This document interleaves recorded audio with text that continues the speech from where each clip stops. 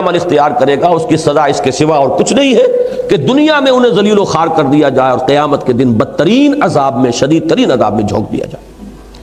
تو without any exception, without any reservation, absolutely operative ہو یہ ایک کلاس، تو میرے نزدیک اسلامی دستور کا تقاضا 100% طے ہے۔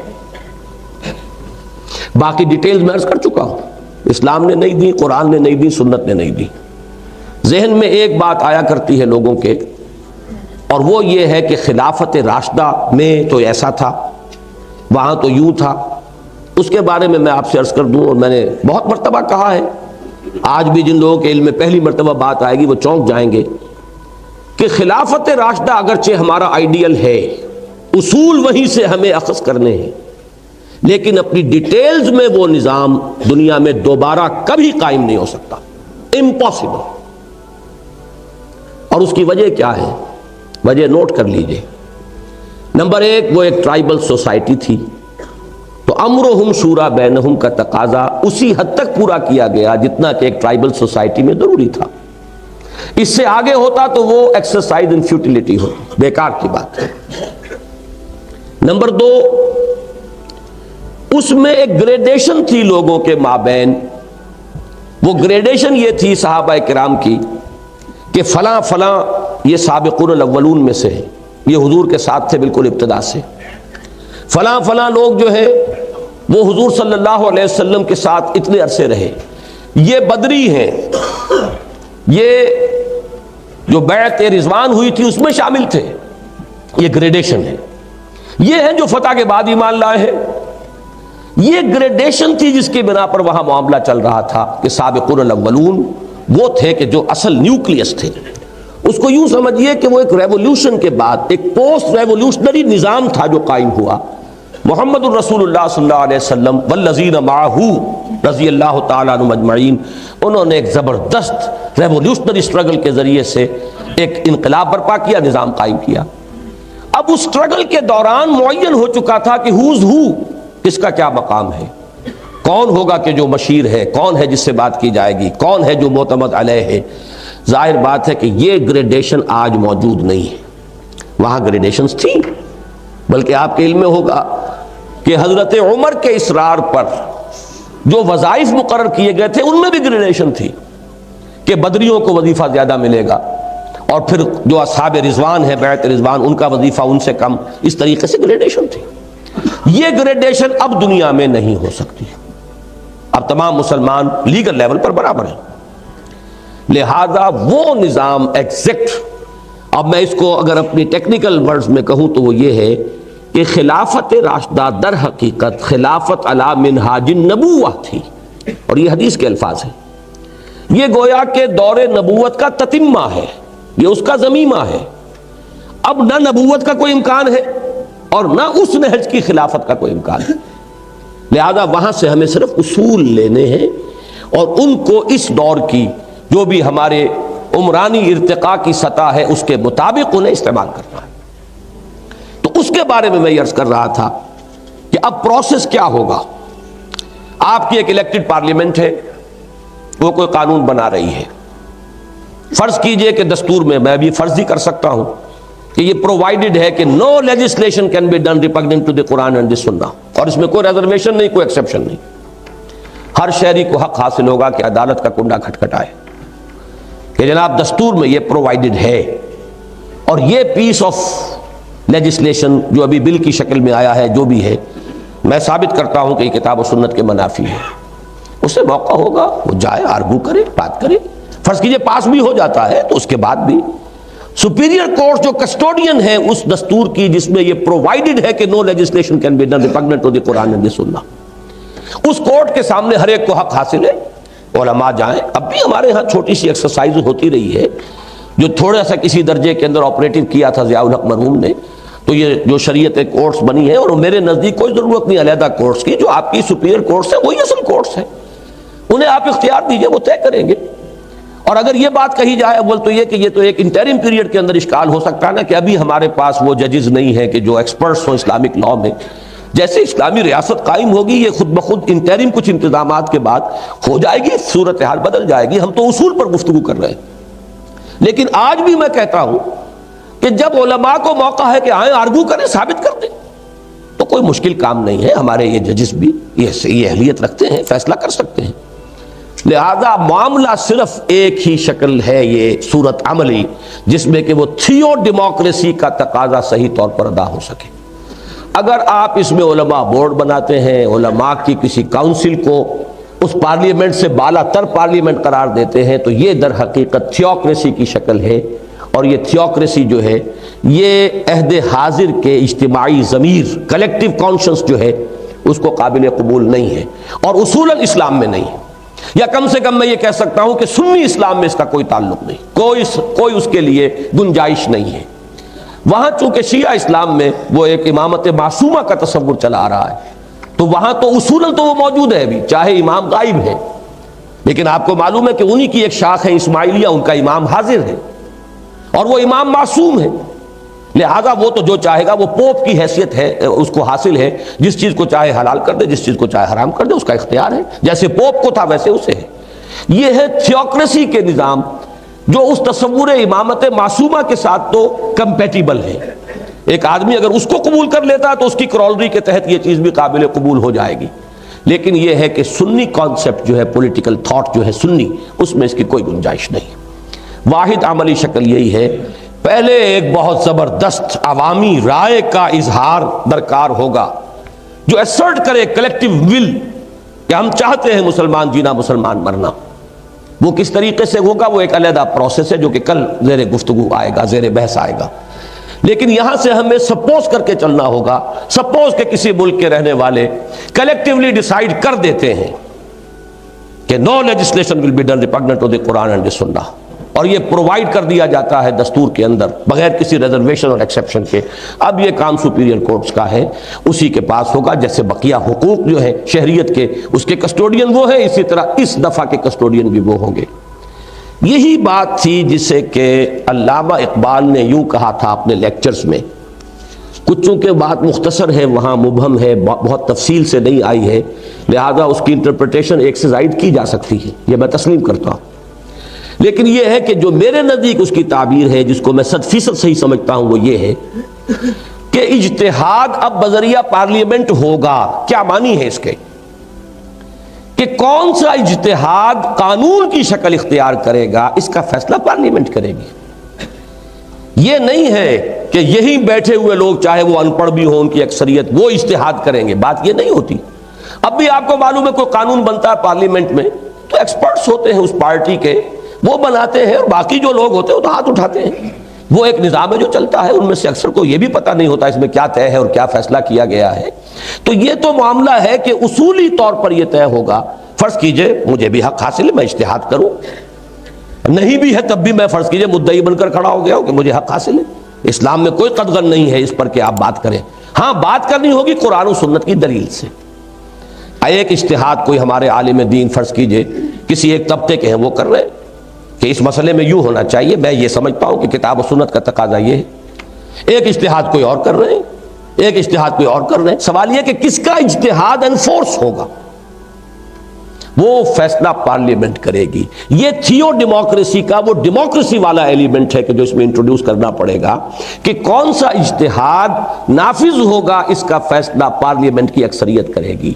یہ ہے مفہوم اس کا کہ اس دور میں اب اجتہاد بذریعہ پارلیمنٹ ہوگا. یہ نہیں ہے کہ اصل میں اجتہاد وہ لوگ کریں گے. اس کنفیوژن کو ختم کر دیجئے. میں نے اس کو حال ہی میں ایک تحریر میں واضح بھی کیا ہے کہ دیکھیے مثال کے طور پر خلافت بنو عباس کا دور ہے. ایگزیکٹو اتھارٹی ایک شخص کے ہاتھ میں ہے، خلیفہ کے ہاتھ میں. وہ کہتا ہے امام ابو حنیفہ سے کہ آپ کو میں اختیار دیتا ہوں، آپ کو قاضی القضات بناتا ہوں، آپ کے فیصلے ہی قانون بن جائیں گے. اب امام ابو حنیفہ کے پاس انفورسنگ اتھارٹی نہیں ہے، اتھارٹی خلیفہ بنی عباس کے پاس ہے. لیکن اسے پسند ہے امام ابو حنیفہ، یا فرض کیجئے انہیں پسند آ گئے ہیں امام مالک. انہوں نے کہا کہ جی آپ کی کتاب جو ہے موطا امام مالک، میں اس کو قانون کا درجہ دیتا ہوں. دونوں نے انکار کر دیا، قطعاً ہم اس کے لیے تیار نہیں. اس لیے کہ اس کے معنی یہ ہے کہ ہمارے اجتہادات نافذ ہو جائیں گے لوگوں کے اوپر، جبکہ ہم تو اوپن رکھنا چاہتے ہیں. یہ اصل میں فقہ اسلامی کی وہ فارمیٹو سٹیج تھی ابھی وہ تشکیل پا رہا تھا، اس میں کسی ایک فرد کے اجتہادات کو اس طریقے سے اگر لاگو کر دیا جاتا تو وہ آزادی خیال اور آزادی فکر اور آزادی رائے وہ سارے کے سارے ختم ہو جاتے۔ لہذا جو بھی اور دوسرے بھی پولیٹیکل کچھ مسائل تھے اور اسباب تھے، لیکن یہ کہ جو اصولی بات ہے انہوں نے اس کو قبول نہیں کیا۔ اس سے آگے چل کر معاملہ ہوا مثلاً ہندوستان میں اورنگزیب کے زمانے میں ایگزیکٹو اتھارٹی کس کے ہاتھ میں ہے؟ مونارک ہے، وہ بادشاہ ہے، اورنگزیب کے پاس ہے۔ وہ اپنے پسندیدہ علماء، فرض کیجئے کہ وہ اہل حدیث مسلک کا ہوتا تو اہل حدیثوں کو جمع کرتا، اگر وہ حنفی تھا تو حنفیوں کو اس نے جمع کر لیا، شافعی ہوتا تو شوافی علماء کو جمع کرتا۔ ایک اس نے باڈی بنا دی کہ آپ قانون بنا دیں، آپ مرتب کر دیں، وہ فتاوی عالمگیری مرتب ہو گئے۔ نافذ کرنے کی قوت تو ان علماء کے پاس نہیں تھی، غریبوں کے پاس جنہوں نے مرتب کیے ہیں، وہ تنفیذ کی قوت تو اصل میں شہنشاہ اورنگزیب کے ہاتھ میں تھی، اس نے نافذ کر دیا۔ بالکل اسی طرح سمجھیے کہ اب جب تھیو ڈیموکریسی کا کانسیپٹ ہوگا تو تنفیذ کی جو طاقت ہے وہ پارلیمنٹ کے ہاتھ میں۔ اور کون سا اجتہاد ہے کہ جو اس وقت ہمارے ملکی مسائل اور اپنے حالات کے مطابق زیادہ مناسب ہے، اس کا فیصلہ پارلیمنٹ کرے گی۔ اس کے بعد بھی عام لوگوں کو یہ حق حاصل ہے کہ وہ عدالت میں جائیں اگر وہ سمجھتے ہیں کہ یہ اجتہاد جو ہے یہ اپنے حدود سے تجاوز کر گیا ہے، یہ کتاب و سنت کو کنٹروین کر رہا ہے۔ You can go and knock the door of the court۔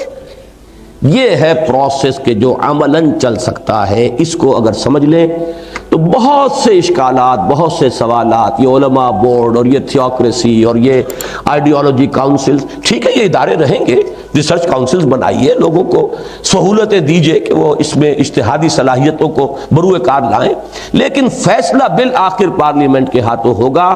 Legislative authority اس کے پاس ہے، but that legislative authority is limited by the injunctions of the Quran and the Sunnah۔ اب اس بات کا فیصلہ کہ وہ لمیٹیشن سے کہیں کراس تو نہیں کر گئے، اس کا فیصلہ کورٹ کریں گی۔ اللہ اللہ اور خیر صلی اللہ۔ غلطی ہو سکتی ہے تو غلطی تو سب سے ہو سکتی ہے، غلطی علماء بورڈ سے بھی ہو سکتی ہے، معصوم تو یہاں کوئی ہے ہی نہیں۔ غلطی اگر ہو گئی ہے ریویو بھی ہو سکتا ہے، اس میں کوئی پابندی نہیں۔ تو یہ ہے راستہ، اور میرے نزدیک علامہ نے جو بات فرمائی کہ اس دور میں اجتہاد تھرو پارلیمنٹ ہوگا، اس کا مفہوم یہی ہے۔ اب اس میں ایک سوال عملاً پیدا ہوتا ہے، اور ہمارے علماء میری اس بات کو اسی لیے پسند نہیں کرتے کہ وہ کہتے پھر ہمارا رول کیا ہے، ویئر ڈو وی اسٹینڈ؟ اسلام بھی آئے اور پھر بھی اختیار وغیرہ جو ہے وہ سب انہی نمائندوں کے ہاتھ میں رہے، یا انہی سپیریئر کورٹس اور ان کے عدالتوں کے پاس چلا جائے، تو میں عرض کر دوں کہ علماء کے کرنے کے اصل کام کیا ہے۔ نمبر ایک، وہ جو میں نے کہا تھا کہ کلیکٹیو ول ایسرٹ کرے اپنے آپ کو، تبھی تو ہوگا نا۔ یہ پہلے تو اسے بروئے کار لانا ہے۔ خادمان دین اور علماء دین کا کام یہ ہے کہ عوام کے اندر ایک ایسی قوت ارادی پیدا کریں کہ وہ مسلمان جینا چاہتے ہیں، مسلمان مرنا چاہتے ہیں۔ نمبر دو، وہ عوام میں اتنا علمی لیول قائم کریں کہ لوگوں کو معلوم ہو کہ اسلام کیا ہے اور کیا نہیں ہے۔ کوئی مداری انہیں بہکا کر نہ لے جائے اسلام کے نام پر، کوئی ڈیماگوگ جو ہے انہیں کہیں بہا کر نہ لے جائے کسی چیز پر کہ جو غیر اسلامی ہو۔ ان کے اندر عوامی سطح پر اسلام کے فہم کا ایک لیول جو ہے وہ قائم، یہ ہے بیسک کام۔ نمبر دو یہ کہ علماء کے لیے کوئی پابندی نہیں ہے، وہ الیکشن لڑے چاہے پارلیمنٹ میں۔ آخر مفتی محمود صاحب بھی پہنچے تھے اور ذوالفقار علی بھٹو کو شکست دے کر پہنچے تھے، ان کے صاحبزادے اب بھی پہنچے ہوئے ہیں، کوئی پابندی نہیں ہے، وہ تو جو بھی جائیں گے۔ لیکن وہاں ان کی حیثیت عالم دین کی نہیں ہوگی، وہاں ان کی حیثیت ایک ووٹ لے کر ایک ممبر آف پارلیمنٹ کی ہوگی۔ وہ جو ان کی اپنی علمی حیثیت ہے، اور بقیہ لوگ بھی بیٹھے ہوں گے، کوئی پی ایچ ڈی بیٹھا ہوا ہو، کوئی کسی نے اور ڈاکٹریٹ کی ہوئی ہو، کوئی کسی اور مدرسے سے، کسی اور مکتب فکر سے دینی تعلیم حاصل کر کے آیا ہو، وہاں ان کی حیثیت جو ہے ممبر آف دی پارلیمنٹ کی ہے۔ اس عالم کی بنیاد پر ان کا سلیکشن نہیں ہے، لیکن یہ ہے کہ وہ اپنے اس علم سے اپنی اس اسمبلی کو مستفید کریں گے۔ اور پھر جیسا کہ میں نے عرض کیا، تیسرے لیول پر علماء کا کام یہ ہوگا کہ وہ جب دیکھیں کہ کوئی کسی جگہ پر اس دستوری حد سے تجاوز ہو رہا ہے، they should go and assist the courts, superior courts کی مدد کریں اور ثابت کریں کہ یہاں یہ چیز جو ہے یہ اس دفعہ کی خلاف ورزی ہو رہی ہے۔ یہ تین رول ہیں اور تینوں بہت ہی ڈیسائسو رول ہیں، بہت ڈائنامک رول ہیں، یہ ہے کرنے کے اصل کام۔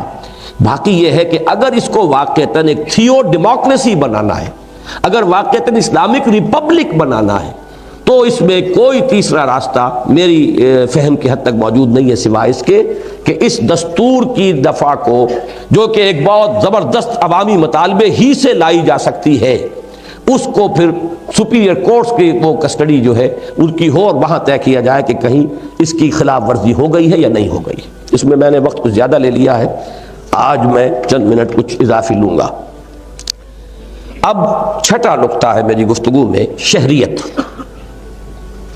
یہ ذرا بٹر پل ہے اس کے لیے، اور میرے پاس کوئی ذریعہ نہیں ہے کہ میں اسے شوگر کوٹ کر سکوں، اور وہ یہ ہے کہ اسلامی ریاست کا اصل اور مکمل شہری صرف مسلمان ہے۔ غیر مسلم ایک پروٹیکٹڈ مائنورٹی ہے، وہ برابر کا شہری نہیں ہے۔ برابر کا شہری کیسے ہو جائے جبکہ وہ اس نظریے کو نہیں مانتا؟ ریاست نسلی نہیں ہے، ریاست جغرافیائی نہیں ہے، چاہے جغرافیائی حدود اس کے ہیں لیکن ریاست تو نظریاتی ہے۔ جو شخص اس نظریے ہی کو سبسکرائب نہیں کرتا وہ کیسے پارلیمنٹ کے اندر، لیجسلیشن کے اندر دخیل ہو سکتا ہے؟ وہاں تو بلکہ پالیسی میکنگ جو پوزیشنز ہیں حکومت کی وہ بھی غیر مسلم کو نہیں دی جا سکتی، بلکہ یہ ہے کہ دوسرے لیول کے اوپر غیر مسلم آ سکتے ہیں، ان کی ایکسپرٹ جو صلاحیتیں ہیں بروئے کار لائی جا سکتی ہیں، لیکن یہ ہے کہ جہاں تک ریاست کی پوزیشنز، جہاں پالیسی اور ڈیسیجن میکنگ ہو رہی ہو وہاں، اور خاص طور پر لیجسلیشن، جس لیجسلیشن کی بنیاد یہ ہے کہ کتاب و سنت کے منافی یہاں کوئی قانون صادر نہیں ہو سکتی، تو بالکل لاجیکل بات یہ ہے کہ وہاں کا شہری، صحیح شہری، مکمل شہری، جو چاہے آپ اسے تعبیر کر لیں، وہ صرف مسلمان ہے۔ غیر مسلم وہ اس کے حقوق کی نگہداشت ہوگی، اسے اپنے عقیدے کی، اپنی عبادات کی، اپنے پرسنل لا کے اندر مکمل آزادی، اپنی نسل کو اگلی اپنی مذہبی تعلیم دینے کی آزادی، یہ تمام حقوق حاصل ہوں گے۔ جان مال کا تحفظ، عزت و آبری کا تحفظ جو ہے وہ اس کا بھی اتنا ہی ہوگا جتنا کہ کسی مسلمان شہری کا، لیکن یہ ہے کہ بہر صورت یہ ماننا پڑے گا، اگر یہ تسلیم کیا جائے کہ یہ ایک نظریاتی ریاست ہے تو اس کی مکمل شہریت جو ہے وہ صرف اسی شخص کو حاصل ہوگی، اور اس کی گفتگو میں کر چکا ہوں کہ وہ ایمان کے اوپر نہیں، اسلام پر ہوں۔ اسی لیے میں نے کہا ہے کہ اسلامی ریاست کا مکمل شہری صرف مسلمان ہے۔ البتہ نمبر 2 اسی کی کرولری ہے، مسلم سب برابر ہیں۔ مسلمان اپنے حقوق شہریت میں اپنے تقوی یا اپنی دینداری کی بنیاد پر اس میں اونچ نیچ نہیں ہوگی۔ المسلم کفو لمسلم، مسلمان کا بالکل ہم پلہ ہے، برابر ہے۔ All Muslims are equal as citizens۔ یہ بات بڑی اہم ہے، اور چونکہ امام ابو حنیفہ، جنہیں میں بھی مانتا ہوں امام اعظم رحمہ اللہ، اس اعتبار سے کہ دستور اور قانون کا جتنا ایکیوٹ سینس ان کا ہے، میں تو پوری دنیا میں نہیں سمجھتا کہ کوئی ان کے قریب آئے گا۔ انہوں نے جو یہ تقسیم کی ہے ایمان کے بارے میں، جو فرمایا کہ الایمان لا یزید ولا ینقص، ایمان نہ گھٹتا ہے نہ بڑھتا ہے، یہ ان کا مشہور مقولہ ہے۔ اس کی اصل نتیجہ کیا نکلتا ہے؟ وہ اس ایمان کے بارے میں نہیں کہہ رہے جس کو میں نے کہا تھا وہ اندر ہوتا ہے۔ اندر والا ایمان تو گھٹتا بھی ہے بڑھتا بھی ہے، کبھی آپ کے اندر شکوک و شبہات پیدا ہو جاتے ہیں، کبھی آپ کو یقین کی کیفیت زیادہ حاصل ہو جاتی ہے۔ آپ قرآن پڑھتے ہیں تو اندر خود محسوس ہوتا ہے کہ ایمان اور یقین میں اضافہ ہو رہا ہے۔ آپ کہیں غافلوں کی محفل میں بیٹھتے ہیں، گپ بازی کرتے ہیں تو خود محسوس ہوتا ہے کہ کچھ نہ کچھ یہاں کمی ہوئی ہے۔ وہ ایمان تو گھٹتا بڑھتا ہے، لیکن جو لیگل ایمان ہے جس کی بنیاد پر کہ دنیا میں کسی شخص کو مسلمان شہری مانا جائے گا، he will be entitled to all the rights of citizenship in Islamic state، یہ ایک لیگل پرابلم ہے، کانسٹیٹیوشنل ایشو ہے۔ اس کے اعتبار سے وہ لیگل ایمان نہ گھٹتا ہے نہ بڑھتا ہے، وہ بالکل جامد شے ہے، اور اس میں تمام مسلمان مساوی ہوں گے۔ اس کی میں مثال ایک دیا کرتا ہوں جس سے بات ذرا کھل جاتی ہے، کہ اگر ایک ہی شخص کے بیٹے ہوتے ابو بکر صدیق اور عبداللہ ابن ابی، ایک رئیس المومنین ایک رئیس المنافقین، اگر ایک شخص کے بیٹے ہوتے تو ان کو وراثت برابر ملتی۔ حضرت ابو بکر کو 10 گنا زیادہ نہ ملتی عبداللہ ابن ابی سے، چاہے وہ منافقوں کا سردار، لیکن منافق بھی لیگل مسلم ہوتا ہے۔ حضور نے اس کی نماز جنازہ بھی پڑھا دی ہے، اس لیے کہ منافق تو وہ اندر کے اعتبار سے ہے، لیگلی وہ کنفرم کر رہا ہے ان ساری ریکوائرمنٹس کو کہ جو ایک مسلمان کی ہے۔